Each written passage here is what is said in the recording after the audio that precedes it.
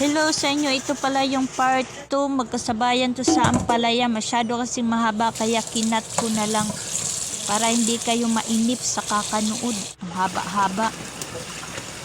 Nugasan ko na dyan yung leeks, luya, para sa salmon natin. Pang toppings lang yan sa salmon natin. Kung napapansin yung nakamasa ko, naka-hairnet, yun kasi ang rules dito. Yung magsuot ng hairnet, baka malaglagan yung niluto kong pagkain. Niluto namin pagkain ng partner ko. Tinadtad na din yung luya, bawang. Ayan ang salmon natin. Dalawa lang yan. Dahil hindi naman sila malakas kumain ng isda. Nilagyan na din ng brags. Yung brags po ay tuyo yan. Mamahalin lang. Sosyalin kasi dito.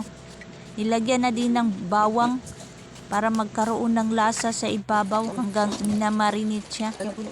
Yan ang sauce natin mamaya pag niluto na yung salmon. Lagyan na natin yung kawali ng mantika para maluto na yung salmon.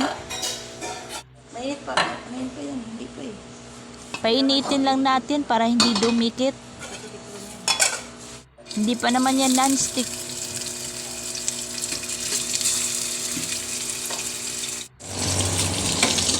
Baliktarin na natin, baka masunog. Ayaw nila ng sunog. Ang gusto nila yung golden brown lang, yung sakto lang pagkaluto. Lagyan natin ng bawang para yung lasa ng bawang ay didikit sa ating salmon.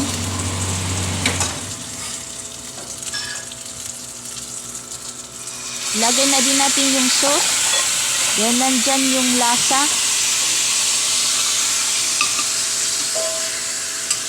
Baliktarin lang natin para yung sauce ay didikit sa ating salmon.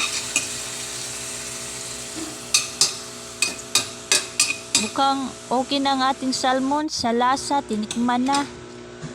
Lagyan na natin sa magandang lalagyan dahil isa-serve natin yan mamaya. Itoppings na din natin yung leeks.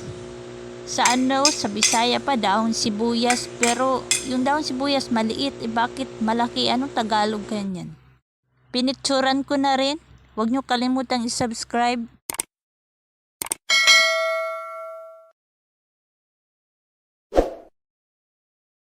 Pindutin nyo na din yung bells para updated kayo sa aming mga video. Mag-like, mag-share, mag-comment.